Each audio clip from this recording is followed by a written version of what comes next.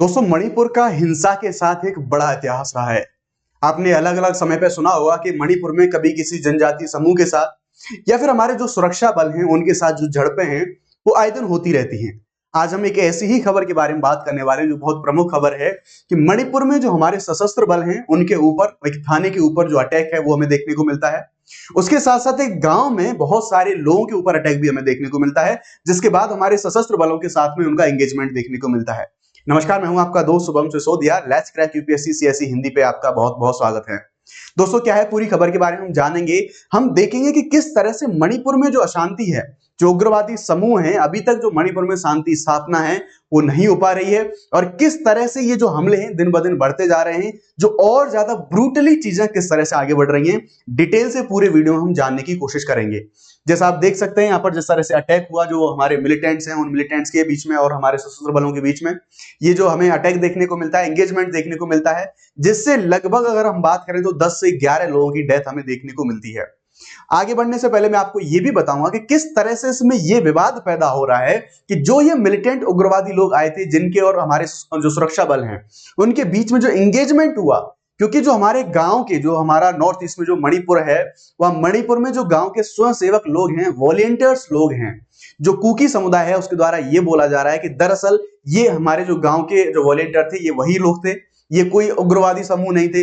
जबकि जो हमारी पुलिस एजेंसी या फिर जब भी जो भी हमारी कानून प्रवर्तन एजेंसीज हैं, सीआरपीएफ के बारे में बात करें, चाहे मणिपुर पुलिस के बारे में बात करें, उनके हैंडल्स के द्वारा क्या चीजें बोली गई हैं, ये विवाद क्या है, इस विवाद को जानने की भी हम कोशिश करेंगे।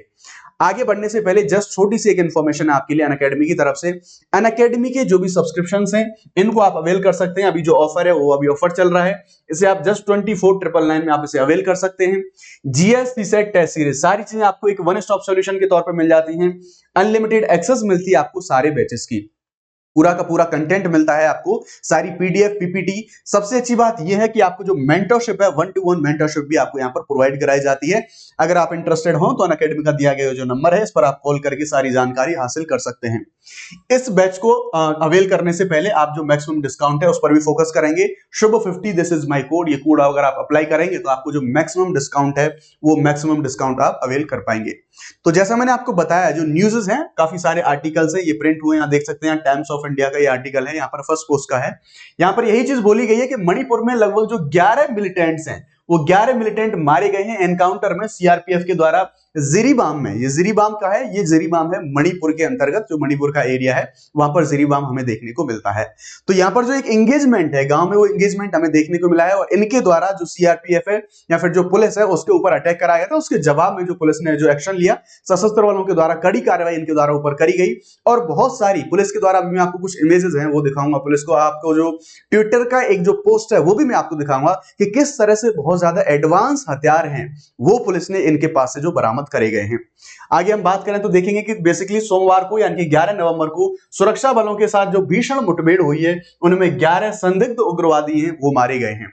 यहां पर यही विवाद का विषय बनाया है कि अभी तक जो कुछ हमें ये चीज देखने को मिलेगी कि बेसिकली ये जो उग्रवादी हैं, यहां पर इनको हम देखेंगे कि ये जो हमारे आर्म्ड फोर्सेस हैं, सशस्त्र बलों की यूनिफॉर्म में आते हैं और तब ये अटैक करते हैं। लेकिन जो बेसिकली कुछ लोग हैं उनके द्वारा ये भी बोला जा रहा है, अभी ये चीज जांच का विषय है, इस चीज पर अभी जो जांच पड़ताल है वो जारी है, लेकिन कुछ लोगों के द्वारा ये भी बोला जा रहा है कि ये उग्रवादी नहीं, बेसिकली जो गांव के वॉलेंटियर हैं, जो कुकी समुदाय है उसी के जो लोग हैं, तो ये उनमें ही इनके जो खिलाफ है उसी को ये कार्रवाई हमें देखने को मिली है। ये चीज यहां पर हमें बोली गई, तो ये अभी यहां पर जांच का विषय है कि ये बेसिकली थे कौन, लेकिन हाँ अटैक इनके द्वारा करा गया था। काउंटर अटैक में ये लोग मारे गए, ये जो हमारे सुरक्षा बल है इनके द्वारा ये कार्रवाई करी गई थी। अब यहां पर बात करें तो इनके द्वारा, इन उग्रवादियों के द्वारा जिरीबाम जिले के एक पुलिस स्टेशन और एक सीआरपीएफ कैंप पर अंधाधुंध जो फायरिंग है, गोलीबारी है वो करी गई थी। इसके काउंटर अटैक में ही जो हमारे सशस्त्र बल हैं उनके द्वारा जो हमें कार्रवाई देखने को मिलती है।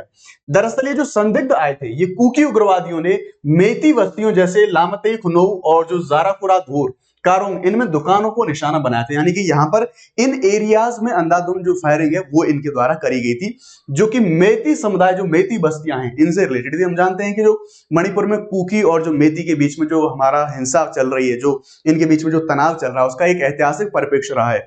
तो उसी संबंध में अभी भी ये जो हिंसा है यहाँ पर अभी भी हिंसा जारी है, अभी भी सारी चीजें यहाँ पर कूल डाउन नहीं हुई हैं। अब हम बात करें तो जैसा मैंने आपको बताया, मणिपुर पुलिस के द्वारा जो एक्स है यानी कि हमारा फॉर्मर ट्विटर है, उस पर एक पोस्ट डाली गई। थी। और यहाँ पर आप देखेंगे कि इन मिलिटेंट्स के पास से बहुत बड़ी संख्या में और बहुत ज्यादा जो एडवांस हथियार हैं वो भी हमें यहाँ पर देखने को मिले हैं। इनमें से हम देख सकते हैं कि इन हथियारों में AK-47 rifle, slow loading rifle SLR जिसको हम बोलते हैं, 2 इंसास राइफल, रॉकेट तक मिला है, रॉकेट प्रोपेल्ड जो ग्रेनेड है वो हमें देखने को मिला है, एक पंप एक्शन गन, साथ ही बुलेट प्रूफ जैकेट, हेलमेट और मैगजीन, ये सारी चीजें शामिल हैं जिनको हमारे जो आर्म्ड फोर्सेज हैं, CRPF और पुलिस की जो संयुक्त कार्रवाई हुई है उसके अंदर इनको बरामद किया गया है। आगे हम बात करें तो बेसिकली जो कुकी काउंसिल है, कुकी जो काउंसिल है, उसने मंगलवार को पहाड़ी क्षेत्रों में पूर्ण बंद करने का ऐलान किया है। ये पूर्ण बंद करने का ऐलान इसलिए किया है ताकि जो हिंसक जो हिंसा हुई थी, जो पूरा काउंटर एक्शन हुआ है, उनमें जो लोग मारे गए थे उनके लिए एकता दिखाई जा सके और उनके लिए जो कुछ अपना डेडिकेशन है वो दिखाने की कोशिश करी गई वहां पर इनके द्वारा। ये चीज हमें देखने को मिलती है। साथ ही अगर हमारे आर्म्ड फोर्सेस के बारे में बात करें तो उनके द्वारा जो पूरा कर्फ्यू है उस कर्फ्यू को इंपोज कर दिया गया, भारतीय न्याय संहिता उसके द्वारा उसको एनफोर्स करा गया, वहां पर जो कर्फ्यू है वो कर्फ्यू लगाया गया।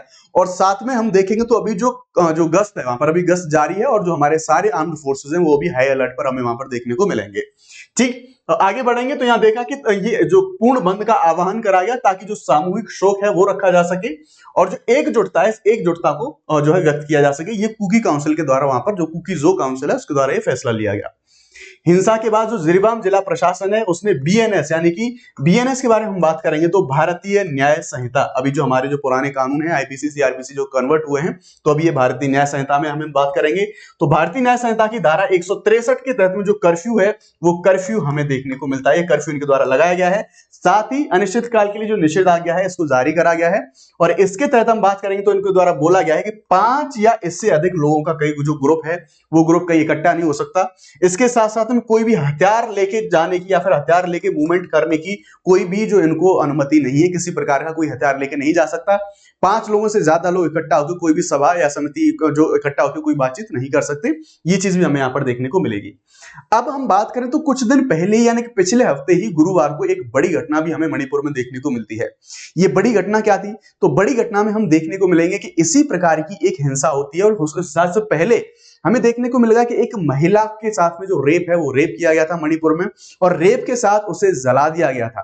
उसके बाद जब ये हम देखेंगे ये जो हिंसा होती है, हिंसा में हम ये भी देखेंगे कि जो हिंसक उग्रवादी थे उनके द्वारा गांव में अटैक करने के बाद जो आग लगा दी गई थी घरों में, और जैसे ही आग लगाई गई सारे लोग घर से बाहर भागे तो उसके द्वारा फिर से जो हिंसा है वो चीज हमें सारी चीजें देखने को मिली। ये आर्टिकल हिंदुस्तान टाइम का आप यहाँ पर देख सकते हैं।